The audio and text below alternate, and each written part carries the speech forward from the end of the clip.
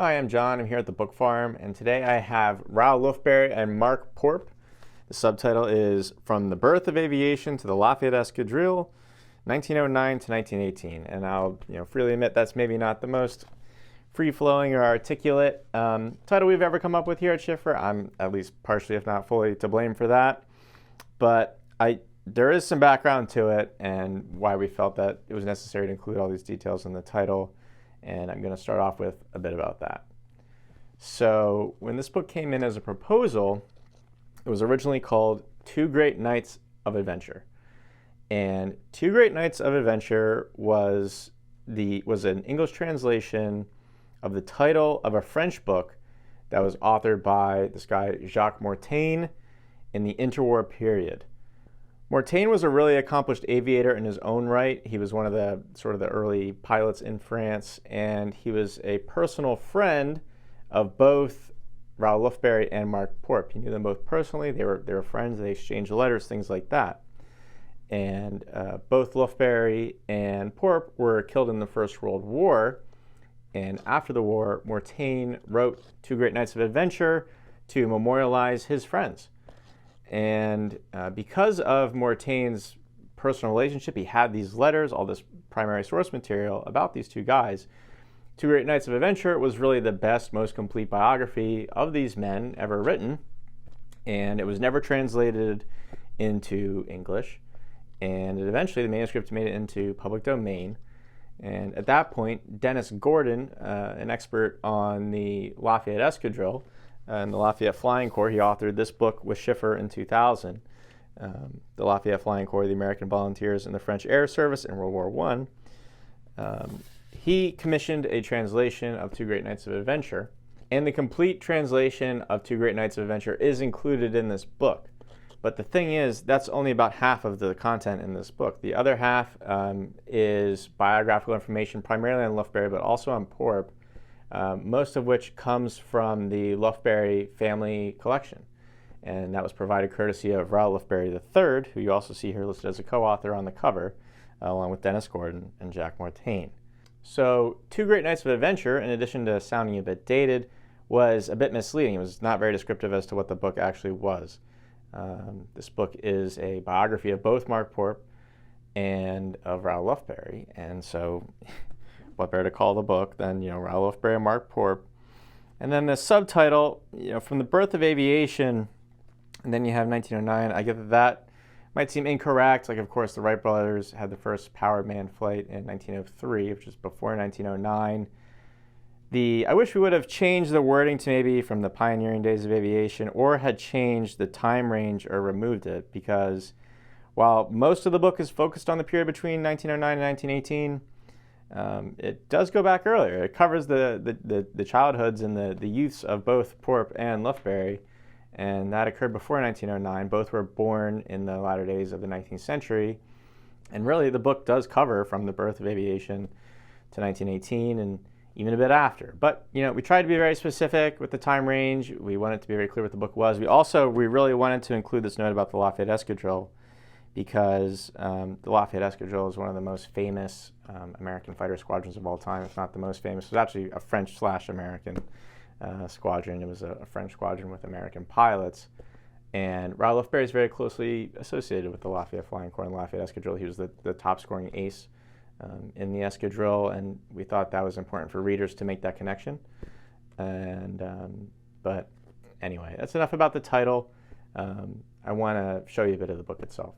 Now that I've tried to explain the title, I should mention a bit about the pilots for anyone who's not familiar. So Raoul Lufbery is definitely the better known name in the U.S. He was the leading ace in the Lafayette Escadrille, which was a French squadron for American volunteer pilots that was fighting on the Western Front before the U.S. entered the war. When the U.S. did enter the war, Lufbery became the commanding officer of the 94th Aero Squadron, which is the famous Hat in the Ring Squadron. So he is really one of the big-time pilots, American pilots of the First World War. Interestingly, there's some debate as to whether or not he was an American at all. His father was an American chemist, and his mother was a French working-class woman. And Raoul was born in France. He grew up in France. He grew up speaking French. He had very little formal schooling. And in his teenage years, he wanted to travel, and he kind of worked his way all over the world. He went to over 30 countries doing these odd jobs. And he eventually met Marc Pourpe in Calcutta in 1912. And Marc Pourpe was one of the first professional pilots in France. He taught himself to fly. He even taught himself how to build his own aircraft. And he became kind of a minor celebrity in France, doing exhibition flying, doing stunt flying, things like that. And his main employment became he would fly on these big exhibition tours throughout the French colonial empire. It was a way to kind of wave the flag, impress the locals, etc. One such example is here. And this is Pourpe in the aircraft. And this is actually Raoul Lufbery here in the dark colored suit with the white shirt underneath.